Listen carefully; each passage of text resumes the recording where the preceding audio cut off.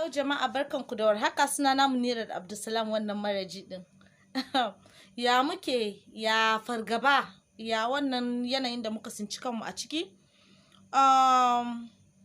Na tabbata bai nan an fara samun positive outcome ko kuma positive result akan abubuwan da suke faruwa. Ubangijin Allah ya yaye ma duniya wannan ciwon da duniya ta tsinci kanshi a ciki.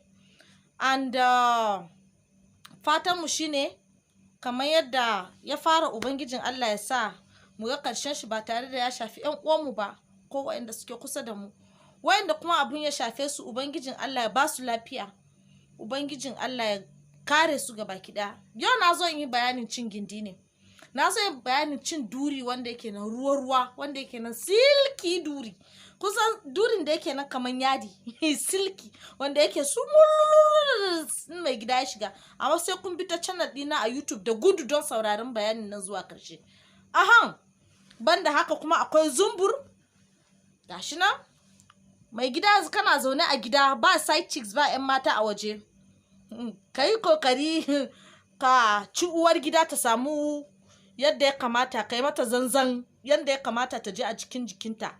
A ci uwar gida yadda ya kamata, tunda ana cikin gida yanzu, ba rabawa kuma 'yan mata a waje, ko ba haka ba? Ke kuma uwar gida ki yi kokari tun da wuri yanzu ki odon humura ɗinki. Humura yana da amfani, humura yana gyara jiki. And then kuma kar mu manta da batun hand sanitizer ɗinmu. Mu yi kokari mu riƙa shafa hand sanitizer a duk lokacin da za mu fita. A shafa hand sanitizer kamar haka. Kar mu manta da face mask ɗinmu. In baka kamu da ciwon ba, za ka saka face mask ɗinka ta haka, ya gangare tafi har kasa zuwa kunne. Yadda ake saka face mask kenan, so da zai rufe nan wurin. Ku tabbata nan wurin a rufe yake da kasan nan. Sannan ka kamu da ciwon baka so ka samu wasu, shine za ka juya face mask ɗinka ta haka. Face mask in ka zo cire shi, ba za ka taɓa jikin shi ba, kawai daga hannun nan sai nan, kamar yadda aka saka haka. Kun san ana saka a kunne, za ka cire shi haka, sannan ka cire shi haka, sai ka yadda shi a cikin dustbin. Ba amfani shi ya ƙare kenan, ba za ka ƙara kuma ka yi amfani da shi ba. Sai kuma a yi kokari a sayan hand sanitizer. Wayanda ba su iya sayan hand sanitizer ba, su haɗa aloe vera. Kana iya haɗa aloe vera ɗinka da gishiri, ko kuma akwai vinegar water, in kun san shi ma yana da kyau. A yi mixing ɗin shi da ruwa, a rika wanke hannu da shi. Yara a yi kokari a wanke musu hannu, sannan kuma a kiyaye dokokin da aka saka akan cewa ba yawan fita, ba yawan zuwa taro, ba don wani abu, don ka sai da kanka ne. Yawa kamar yadda nake faɗa, yau na zo in yi bayani akan durin da yake nan, mai duri mai yauki. Kun san kwanakin baya na gaya muku akwai duri mai taɓo, akwai durin da yake da yashi a cikin shi, sannan kuma akwai durin da shi wannan durin nan daga ka shiga zamewa kawai yake yi. Shi ne irin durin da ake so shi yana nan a matse, saboda in ba a matse yake ba, ka riƙa tura buranka kenan, buran yana fita a koda yaushe. So in baka son kana tura buranka yana fita a koda yaushe, abin da za ka yi na farko mai gida shine, in ka zo cin wannan durin ɗin, ka tabbata ka yi wasa da mace. Ka tabbata ka shasha mata wuraren. Yawancinku can ba kwa son shan bura. Akwai matan da masu ma ba sa, akwai mazan da su ma ba sa shan duri. In kika sha mishi bura, shi ma ya sha miki duri. Haka abun ɗin yake. In kika ki shan mishi bura, shi ma ba zai ji daɗin shan miki duri ba. Abun 50-50 ne. Akwai wanda kuma ba shi bane ya dame su. Wasu sun fi son a musu wasa da kan nonon su. So in ka je, in za ka taɓa matarka, ka fara daga tsakiyan kai, kana wasa da gashinta. Ina ma natural, ba a saka attachment ko wani abu haka ɗin nan, ya fi daɗi. In natural a wannan zafin ɗin, a ɗan cire weavon ɗin nan mai gida, a ɗan wata rana daga kan mace fa kana taɓa fa sha'awa yake tashiwa, za ka ji kai ɗin nan yana yin tana ɗan jin daɗi. Har ka zo zuwa kunnuwanta, ka yi kissing ɗinta. In ka tashi kissing mace, wasu ku sai ku je baki kai kisin ɗinta, kai kisin wuya, kai kisin hanci, kai kisin harna, duka jikinta ka tattaɓa, ka bi da hannunka, ka yi wasa da ita. Nonuwan nan ka tattara su a hannunka, ka shasha su, ka mummatse su, ka duddunƙula su, ka wulwulula su, ka yi cikum, ka yi wasa da su. Ba kuma za ka yi mata zafi ba, ka yi a hankali, kana wasa da saman kan nipple ɗin haka da hannunka. har ka je can kasa wurin cibiyanta, dan sa har ci a ɗan yi wasa da cibiya, kana tafiya can kasa, ke kuma uwar gida ki zauna ko da yaushe a cikin tsafta. Yanzu kama baka da option, dole ka yi tsafta, ki zama very clean a can kasa, ki buɗe mishi kafafuwan nan ba jin kunya ya sha.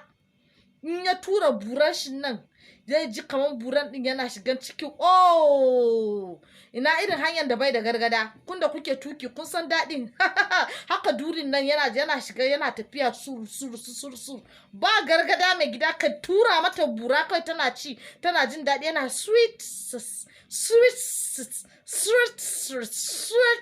durin na riga da yayi ruwa. Banda ruwa gashi nan yayi yauki, banda yauki gashi nan a matse yake. Alaji akwai daɗin da yafi wannan hutun da za a cikin gida shine abin da nake maka fata. Ka bude ka ware kafafuwan nan ka ga kan ruwa yana fita ne, yana nan a matse da yauƙin shi ga sha'awa yana bin baya, kana cin buran ka ruwan nan yana fitowa yana watsuwa kamar iska. Wani irin daɗi ne aure daɗi ne da shi. Ku rike mazan ku rike matan ku da kyau, saboda aure yana da daɗi. Mun da bamu yi ba mun shiga cikin tension, musamman a wannan yanayin. Kun daga yanzu mazajen ku suna gida tare da ku, so saboda haka abinda duk ya kamata ka yi don ka faranta mijinki rai, ki yi kokari. Wannan ma opportunity ne da zaki mallake mijinki. So saboda haka shi yasa nake so na kawo muku, na introduce muku kayan mata na. Wannan ba gumba bane, kuma ba akwai me ake kiran shi nan ne ma, me tsimi. Wannan ba tsimin bane, wannan mai gida zauna gida sunan shi. Mai gida zauna gida haɗin shi yana nan kamar haɗin tsimi, amma wannan karfin shi ya fi tsimi, domin kafin nan maki shashi sai kin ci tuwo. Wannan muna ɗiba shi ne kowane gwangwani ɗaya 10,000 ake sayar da shi. Yadda muke ɗiba, in aka haɗa miki mai gida zauna gida to ya ci gaba da zama gida kenan har abada. In kuma ke amarya na kin zo da shirin ki kika sha mai gida zauna gida, kin gama da mai gida, saboda mai gida ba inda zai je. Mai gida zauna gida yana zuwa da garin da ake hada shi a ciki, da instruction na yadda zaki sha duka yana rubuce a jikin. Sannan kuma banda hakan nan akwai humura, ki fesa a jikin ki kanshi ki daɗi. Humura 10,000 ne, kuma ki ni'ima, kuma ki sa mai gida ya sha'awanki. Wannan mai gida zauna gida in kika sha shi, in kika fara ruwa mai tsantsi mai yauki mai daɗi, in mai gida shiga ni nake baki garanti sai ya ihu. Hajiya sai ya rike baki ya ihu. Amma ki tabbata kin ci tuwo kin koshi, kuma ki tabbata kuna cikin kayatacciyar koshiyar lafiya a wannan yanayin da ake ciki na coronavirus. Ya zama lafiyan ku kalau, ba ku da wani abin da yake damu ku. Kafin nan mai gida ya sha wannan maganin din, ku yi kokari ku yi order a 09077871837. dan Allah kar a je a bi wani number daban. Number nan guda ɗaya, in ba ta wannan number din ba wani number kuma da za ku samu product ɗinku. Duk wanda ya ce muku ina wani group, ba na shigan group, ba na WhatsApp group ni a rayuwana. Ba group ɗin da nake ciki na WhatsApp. Ba na WhatsApp group, ba na yin maganan batsa, ba na yin maganan banza. In ya wuce mu yi batsan mu a nan, ya sai akan videos ɗin da nake yi. So duk wanda ya zo ya tura mu hoton batsa a WhatsApp ko maganan banza ko ne a makamancin haka, delete.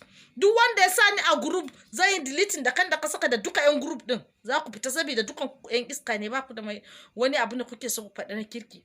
Business ne, business line ɗina ne. WhatsApp din nan na karɓan debit alert na mutane ne don a aje shi akan shaida duk wanda ya biya kuɗin shi. In ban da wannan ba wani maganan da ake a WhatsApp na 09077871837. Ba group a ciki, ba na shigan group, ba na mu'amala da kowa. Ina zaune a gidana na yi quarantining kaina a cikin gida saboda ina tsoron coronavirus. Kun gani ba aure na yi ba, belle har a ce zan mutu. Kun gani ma kamata in samu a taimun lumansin nan from time to time, ko jikina zai koma fresh. So saboda haka ku yi kokari ku yi order. Na gode da kuke samun lokaci kuke sauraro na. Ubangiji Allah ya saka da alheri. Sai kun kara ji daga wurina. Bye bye.